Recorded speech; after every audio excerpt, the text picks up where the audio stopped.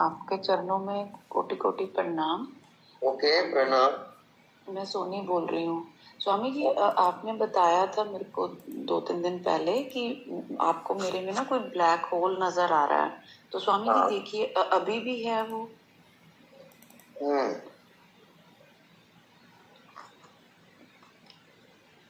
नहीं, अभी नहीं है वो स्वामी जी क्या था, किसी ने कुछ करवाया था कि या मैं किसी नेगेटिव एनर्जी के साथ रहती हूँ, क्या था वो जो भी रहा वो क्या करना है, अभी नहीं है, बात खत्म हो गई। ठीक है स्वामी जी, आपने मेरे को जाप दिया था, निरंतर मैं जाप करती रहती हूँ, आपका सत्संग सुनती हूँ, गुरुद्वारे जाके सेवा करती हूँ। तो अभी बहुत अच्छा लगता है, मतलब बस ऐसे लगता है कि दिन रात बस अपना परमात्मा में और आप में बस मैं मगन रहती हूँ। और मैं ना ठीक है, दूसरी बात और है, आपको नाम जाप जारी रखो। स्वामी जी मैं जाप जारी रखो। स्वामी जी मैं राम नाम का जाप करती हूँ, राम राम राम। कंटिन्यू रखिए। ठीक है स्वामी जी। और बाकी मैं जैसे जैसे आंखें बंद करके भी, जैसे मैं जैसे आप कहते हैं कि अनदेखा को देखा करो आंखें बंद करके, तो वो करते करते एकदम ध्यान में चली जाती हूँ, काफी गहराई में चली जाती हूँ। तो फिर ऐसे वो देखिए, वो ठीक कर रही हूँ, कुछ गलत तो नहीं कर रही हूँ? क्योंकि फिर एकदम आप देखिए, दो शक्तियां हैं, ज्ञात और अज्ञात। तो ज्ञात शक्ति में ये शरीर है, मन है, बुद्धि है, ये सब ज्ञात शक्तियां हैं। अज्ञात शक्ति आपकी आत्मा है, आपको अपनी आत्मा में जाना है और आत्मा दिखाई नहीं देता, तो नहीं दिखता और भाव रखो कि मैं हूं, उसके साथ एकाकार हो जाओ, तब आत्मा में जाओगे। नहीं दिखता, ये आपका होमवर्क है। जैसे हवा नहीं दिखता और सबका प्राण है, ऐसे नहीं दिखता, वो सुप्रीम पावर है। स्वामी जी जब आंखें बंद करती हूँ और साथ साथ में थोड़ा जाप चलता रहता है, तो वो जब आंखें बंद करते हैं तो कुछ भी नहीं दिखता, जैसे आपने कहा था ना। तो बस मैं उसी को देखती रहती हूँ। तो फिर थोड़ा थोड़ा प्रकाश आने लग जाता है। क्या वो सही जा रही हूँ मैं?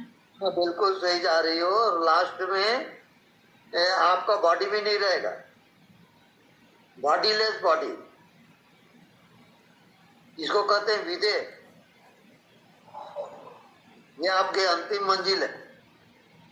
आप शरीर नहीं हो, तब ज्ञान होगा कि आप आत्मा हो।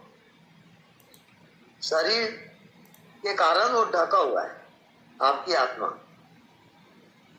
और स्वामी जी मैंने पूछना था, जैसे इधर कनाडा में रहते हैं, 7 समुंदर पार हैं, अगर आपका सत्संग ही ज्वाइन करते रहें, जैसे आप बता रहे हो वैसे करते रहें, तो कोई किसी को ऐसे भी आत्मज्ञान हो सकता है? कि मुझे तो ऐसे लगता है कि आपके चरणों में आके रहें, आपकी प्रेजेंस में बैठें, तो शायद वो फिर थोड़ा फास्ट हो जाता है, जैसे गुरु की प्रेजेंस में बैठना निर्विचार होके। तो नहीं, तो आत्मज्ञान जो है, आपकी यात्रा होगी सिर से लेके नाभि तक। सिर से नीचे उतरो, गले में आओ, फिर नीचे उतरो, हृदय में आओ, फिर नीचे उतरो, नाभि में जाओ। ये नाभि तक एक हाथ की यात्रा है, ये आपको पूरी करनी है। निरंतर लगे रहो उसको, अपने आप ज्ञान हो जाएगा आपको। स्वामी जी घर बैठे भी मुक्त हो सकते हैं? बिल्कुल। पर मुझे तो ये लगता है कि आपके दर्शन करें, आपके चरणों में बैठे, आपकी प्रेजेंस में बैठेंगे ना, तो आप तो कितना, मतलब कितनी आपसे कल्याण हो जाएगा, या कितनी ऊर्जा।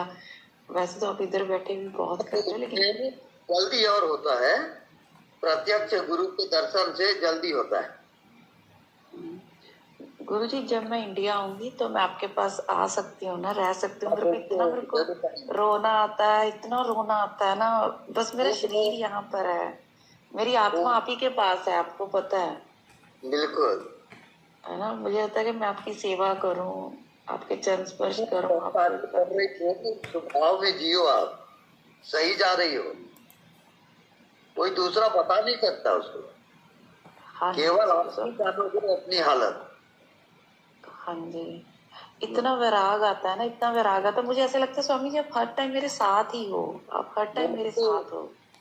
ये बात बिल्कुल सही है। जैसे आपको आपके गुरु जी के लिए प्रेम था ना, मुक्तानंद जी के लिए, मुझे आपसे है। मैं आपके बिना नहीं रह सकती, इतने जन्मों के बाद मिले हो आप तो और बहुत मैं एक ही हैं। जबरदस्त एकाकार हो जाता। मुझे तो ऐसे है कि जब मेरा कोई है ना, बस आप ही हो, बस आप ही मेरे परमात्मा हो, आप ही मेरे सब कुछ हो, सब कुछ हो आप बिल्कुल मेरे। वही लगेगा, बता रहा हूँ, तभी आप आगे जाओगे। सब भूल जाता है दुनियादारी सब। सब गुरु जी, मेरा तो मन करता है सब कुछ छोड़ छोड़ के बस आपके चरणों में आ जाएं, बस आपके दर्शन करते रहें, आपकी सेवा करें। याद भी पर्याप्त है ना, आप याद में रहो, पहुंच जाओगे। ठीक है, बहुत बहुत धन्यवाद गुरु जी, बहुत बहुत धन्यवाद। परमात्मा करे आपकी उम्र लंबी हो और आप बहुत बहुत जन कल्याण करो, बहुत बहुत ज्यादा आपकी जरूरत है। धन्यवाद। चरण स्पर्श, चरण स्पर्श गुरु ओके। जी।